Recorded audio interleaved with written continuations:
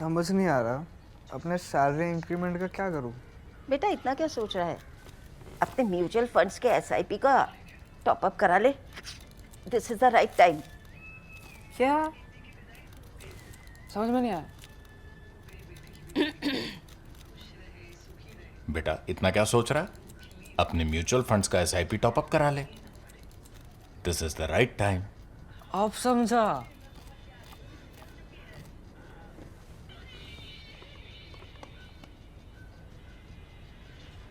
Mutual fund investments are subject to market risks. Read all scheme-related documents carefully.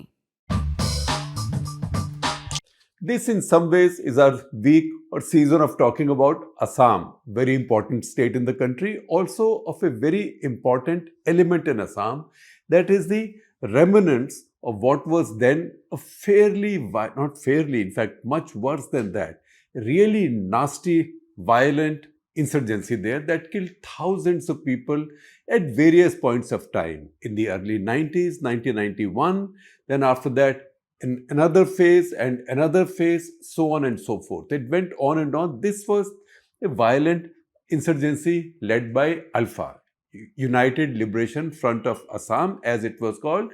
It was proscribed or declared a banned organization in 1990.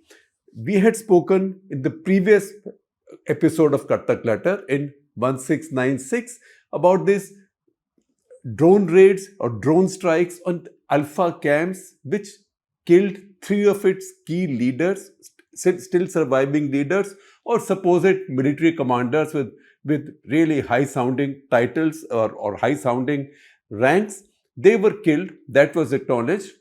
Government of India, the army, Assam government, they have all denied any knowledge of it. All of that we talked about in episode 1696. The reason we need to understand this detail is that we should not see these drone strikes across our borders in Myanmar territory on ULFA camps in isolation to whatever has led to this. That drone strike is one more message from the powers that be, that while ULFA may have got weakened, its existence in any form is not acceptable to India. However, it's also important for us to look at where did ULFA come from, what ULFA is, how did it evolve, how did it challenge the state, the government or the sovereign state of India, how did the sovereign state of India respond to it, and where did it end up where it is now. In fact, as we now see this action, this kinetic action as it's called, with drone strikes, I understand, however, this isn't as if drones were going and firing missiles. This was more in the nature of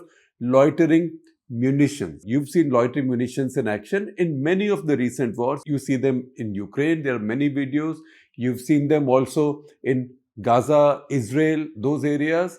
Those ongoing battles, you've also seen many of them in Operation Sindoor. In fact, particularly there were some striking loitering munitions strikes over Pakistani radars and an HQ-9 battery in Lahore, also one over Sargodha on a radar. All of those are seen on video. So you can see how loitering munitions work. These were loitering munitions strikes that nobody has claimed. So nobody quite knows who were these unknown operators and who was launching these unknown loitering munitions. But we know the damage these loitering munitions have inflicted, and this is one more heavy blow to whatever remains of ULFA. It's now called ULFA I for independent, that I had mentioned in episode 1696. However, we need to also understand what a strong threat ULFA has been to India. ULFA was formed in 1979.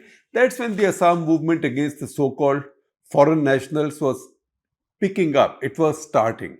Oil blockade from Assam to the rest of India was in the process of being enforced by the agitators. Nobody had heard very much of ULFA at that point. I was in the Northeast between January 1981 and July 1983. There was talk about an extreme organization. I might have heard some mention of something called ULFA coming up. However, it wasn't active.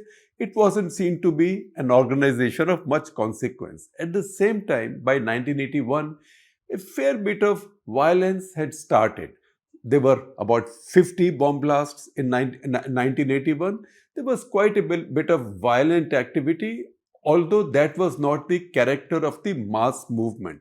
The most important turning point was also the assassination of E.S. Parthasarathi, Commissioner of Upper Assam, or what was called as the Commissioner of Assam Plains Division. He was a 44-year-old IS officer, very respected. Somebody planted a bomb, most likely a hand grenade, in the seat of the chair on which he was sitting in his office on a Monday. That was April 6, 1981. He came in, sat on the chair, and as he sat on the chair, it was a pressure bomb. It was set off and he was blown to bits in the commissioner's office. This was the first such assassination that India saw, and ULFA itself may not have been involved, but the fact is that the elements that ultimately became ULFA, or they grew into ULFA in a more structured way, were very much a part of the extremist or violent streak in what was otherwise by and large a peaceful mass movement. E.S. Parthasarathi, it was said in whispers at that point that he was in charge when a police firing took place in a place called Duliajan. Duliajan is where the headquarters of Oil India Limited is located. It was there that Assam agitators were blocking the flow of crude oil to the rest of India, essentially to the refinery in Barauni, because they did not want any crude oil to go out of Assam, to put pressure on government of India on the foreign nationals issue. They were attacking, some of them, or streams of that movement were also attacking officials of Oil India Limited, and that's where Dr. Robi Mitra, a senior officer of Oil India Limited, he was lynched. After that, there was a police firing in which 4 agitators were killed. It was then said in whispers that E.S. Parthasarathi was in charge because he was commissioner. He will be made to pay for that firing. So it was generally suspected that that led to his assassination. However, it's a very regrettable thing that nobody was punished for it. People were caught, they were tried, they were acquitted after 20 years. One of them became a significant figure in Assam politics. Also, if I remember correctly, a minister. Now, the larger Assam movement, led by All Assam Students Union and All Assam Ganasangharam Parishad, ASU and AAGSP, was by and large a peaceful mass movement with many innovative methods. For example, one day they had martial sounds day, so everybody came out with thalis, katoris, chimtas, chamchas, anything they could find in their kitchens, and started making noise. So that was called the martial sounds day. So they had many such methods, but not really violence. The mainstream of the movement was not violent. However, the extremist stream had risen, and that was pretty much, maybe it did not have the name ULFA at that time formally, but the elements were all there. In fact, in a national interest I wrote in 2015, of which I might give you a video version in a day or two, I had mentioned that even Himanta Biswa Sarma, who was then a rising politician, had also had involvement with ULFA at one point, but at a point when he was very young then, he was a teenager, ULFA was not yet a proscribed organization. I have to make it very clear that Himanta Biswa Sarma spent some time with that organization. He was an agitator, he was a part of the movement. That movement was run by young students. There has also been the question of his involvement with ULFA pre-proscription. That's been discussed, that's been written about. In fact, Morang Express, which is a local newspaper of the Northeast, that claimed in a 2011 story that Himanta Biswa Sarma, not the newspaper, there was a statement from the then ULFA spokesperson to the newspaper, claiming that Himanta Biswa Sarma was in ULFA but did not have sufficient commitment to the revolution, so he left. That is something that Himanta Biswa Sarma dismissed as the organization having lost its mental balance. I am only making the point to say that the organization ULFA in the course of time acquired a certain heft.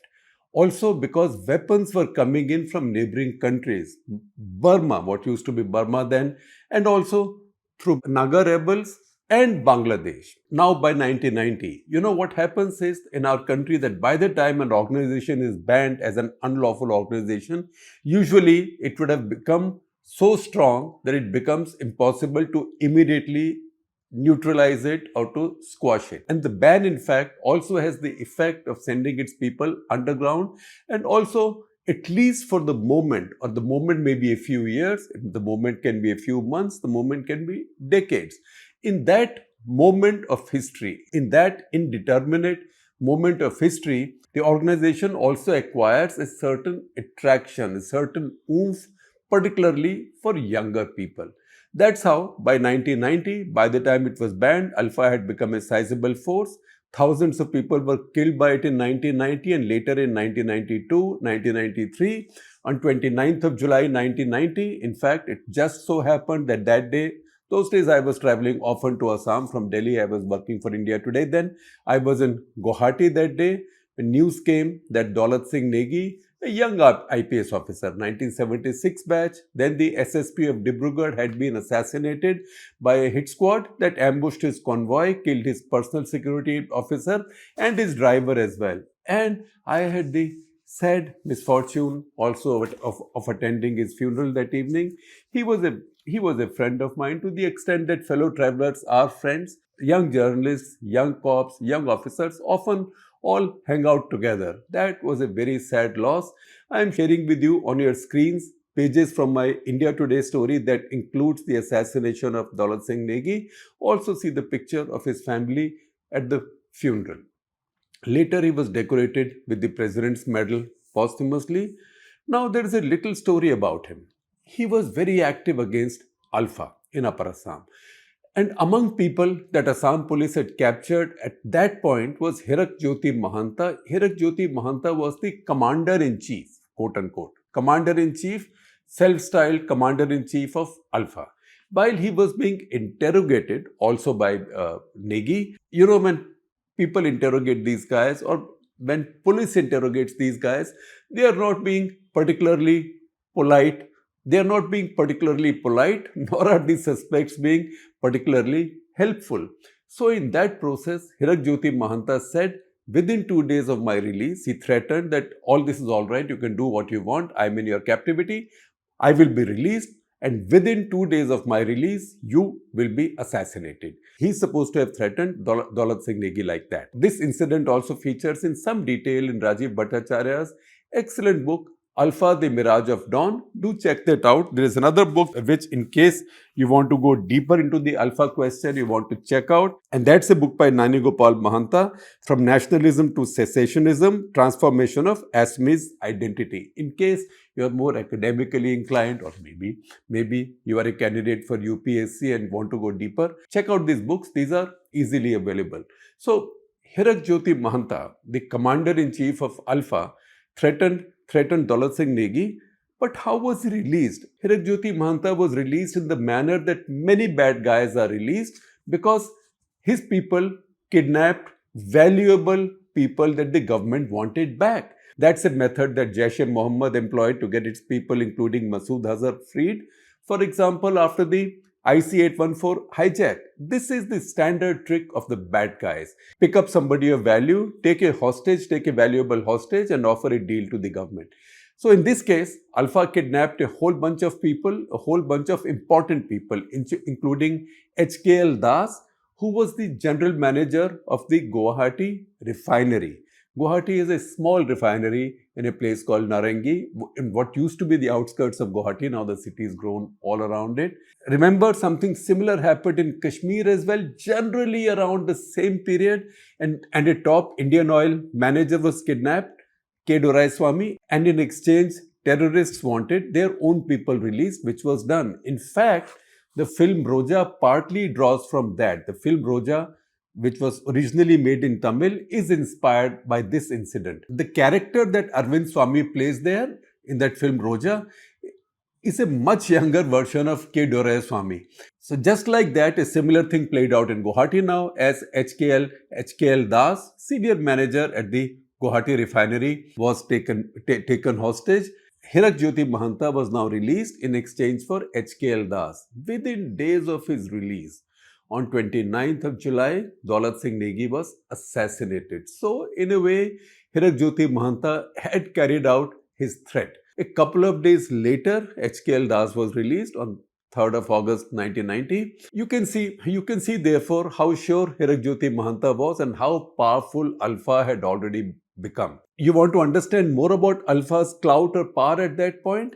At that point, ULFA demanded not just that Mahanta be released, but Mahanta be released to an escort, an armed escort sent by ULFA, which will then take him from Guwahati to Dibrugarh and beyond, almost 500 kilometers away from Guwahati jail to his hideout in somewhere near Chabua, beyond Dibrugarh, almost 500 kilometers away. We can say that to this extent, Hiragjyoti Mahanta, Commander-in-Chief, Hiragjyoti Mahanta kept his promise or lived up to his threat. However, he did not live very long after that. In December next year, 1991, he was killed because by November 1990, things had become so bad that Praful Mahanta's government, his first government as Chief Minister, was dismissed by the centre, and that was the central government of Chandrasekhar. The other day, I gave you a full episode on Chandrasekhar on his anniversary. I forgot to mention this particular event or incident, that this is also an act of strength that a Prime Minister with just 52 MPs in Lok Sabha dismissed a state government using Article 356 because of a breakdown in law and order. Chandrasekhar acted as a full Prime Minister, full-fledged Prime Minister while he was there, whatever his numbers. So he sacked Praful Mahanta's government, and that's when the army launched Operation Bajrang.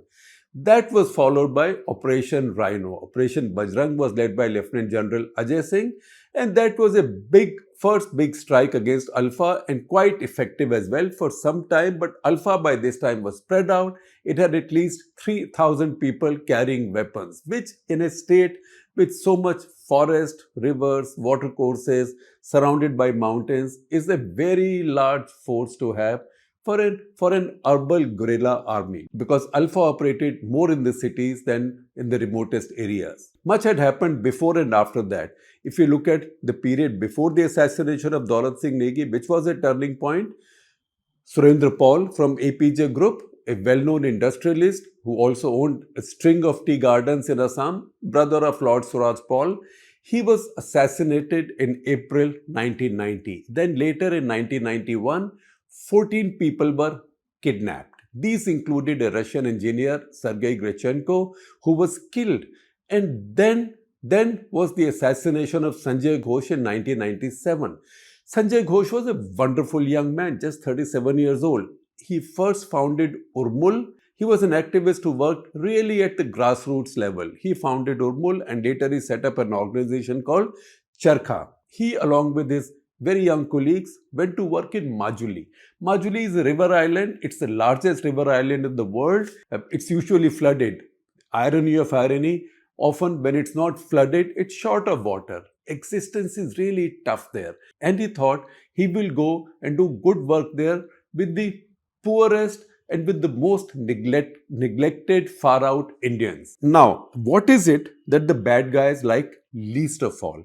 Or what they hate most of all? That is somebody doing good work in their area, their territory, because that spreads positivity, and bad guys do not want positivity. It's the biggest negative for them. So Sanjay Ghosh was kidnapped, he was murdered, he was killed in the most brutal manner. His body was cut in pieces, which were put in gunny sacks and thrown in the Brahmaputra river.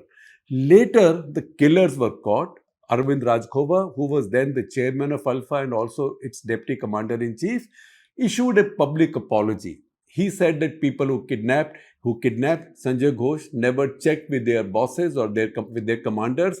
They acted on their own. You want to believe that, you have to be very, very gullible. He issued a public apology, however. Sanjay Ghosh, by the way, was the son of Vijay Ghosh, one of my colleagues in India Today group. He used to work with our children's magazine then, Target it was called. And he was a nephew to famous uncles and aunts, so very well-connected families. His uncle was Bhaskar Ghosh, Director General Doordarshan. Arundhati Ghosh, a former ambassador to UN, was his aunt. Ruma Paul, Justice of the Supreme Court of India, was also his aunt. And thereby he was also a first cousin of Sagarika Ghosh, now the TMC MP, a journalist and columnist at ThePrint. From a very well-connected, well-protected, distinguished family, he did not have to go and put in these hard yards in such a distant part of the country. It's just that he had such a good heart, and his heart was in the right place. It's one thing to have a good heart and then to have it in the right place, that he was punished. All of this added up to this anger, this national anger. And that anger first led to the sacking of the Mahanta government and then these two military operations, Operation Bajrang and then Operation Rhino.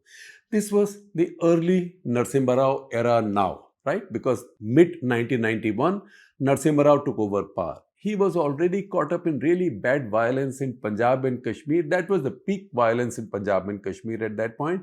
Yet, he found the mind space to fight ULFA as well. However, ULFA played the game of talk, talk, fight, fight. That, as we know, talk, talk, fight, fight is the old Mao Zedong philosophy that, get into negotiations, buy time, then fight, and they carry on like that. So anytime they were under pressure, ULFA said they were willing for negotiations. Then many rounds of negotiations will take place, which they will use as an interregnum in which to strengthen themselves. That's how Operation Rhino, in fact, was stopped in the middle. But peace did not come. ULFA just used this time to become even stronger. In 2003, they started an anti-Bihari agitation. The excuse was that a Mizo girl was allegedly harassed on a train coming through Bihar into the northeast. So in revenge, ULFA then revved up sentiments and attacks, widespread attacks against outsiders, particularly Bihari laborers or laborers from Bihar, Eastern UP, etc. started. Lots of outsiders were attacked, many were killed. 15th August 2004 in Dhemaji on the north bank of Brahmaputra, ULFA carried out a big bombing on Independence Day in which 13 people were killed. Independence Day, remember? And this they indirectly also laid claims to.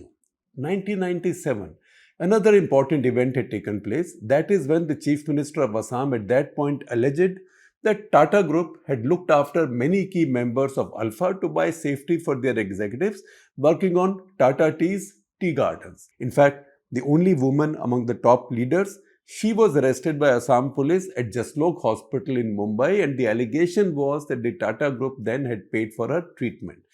Some of those conversations were taped. I don't know by who, but those tapes became available to us in Indian Express and we ran those stories. That's an incident I have spoken about also in my obituary for Ratan Tata. I will share a link with you in the description. Please check that out. This story had many twists and turns between 1998 and 2001. Now Praful Mahanta was back as Chief Minister. Earlier he might have been soft on ULFA. Now he was very hard on ULFA. So Assam also went through what might be called a reign of terror. In this case, it was a state-sponsored reign of terror. These were called secret killings. And after this, there was a judicial commission headed by Justice K.N. Saikia, which said, yes, a lot of illegal killings were carried out and much of the responsibility lay with the Home Minister. Who was the Home Minister? Chief Minister Praful Mahanta himself, who also held the home portfolio. Nevertheless, the cycle of violence never stopped in Assam. At various points of time, people from ULFA would come overground and surrender. And initially, when they came overground and surrendered, they were afraid of being out in public or living normal lives because they thought they will be reprisals and they will be killed. And that was a genuine fear. So they were allowed to keep their weapons, to carry their weapons, and once they were allowed to carry their weapons, somebody got the bright idea in the police and intelligence agencies that they could be used. Remember, this is also around time that Punjab police was using what were called as cats. These were former militants who were now used to identify functioning militants and to take them out. Again in Kashmir, in the course of counterinsurgency, terrorists who had surrendered and had agreed to work for the police for given weapons, they were called Ikhwanis in Kashmir. So just as you had Ikhwanis in Kashmir, you had cats in Punjab. It's in the same few years, the same troublesome period, the same troubled period for India. It's in the same period that surrendered ULFA people who had surrendered, they were organized and they were used now to unleash mayhem on those who continued to be ULFA fighters.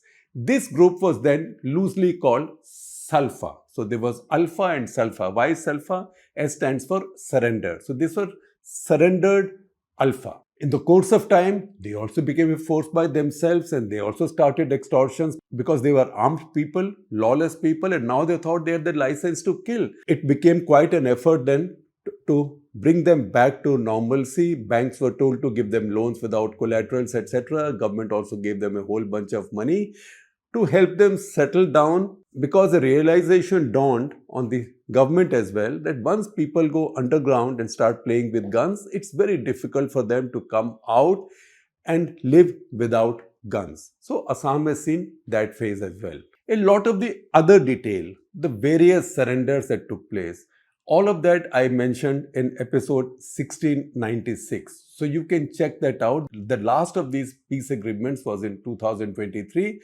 where Arvind Rajkhova was in front and Himanta Biswa Sarma as chief minister from the government side.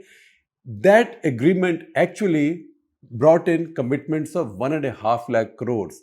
That was not to be given to former insurgents. They also got quite a good payout, but that was more in terms of infrastructure building in Assam and the north. There was a promise of an IIM and IISER in Assam, also construction of many highways, railway connections. As I finish recording this really sad and violent story, the happy fact, and that's what gives us a happy ending to this episode, that today one of those projects has been completed. So the state of Mizoram has become the latest to have railway connectivity. Its capital, now Aizawl, has railway connectivity with the rest of India. All of this development activity in the Northeast has ultimately helped cool down these separatist tendencies and also militant forces in the entire Northeast, but particularly in Assam in this case.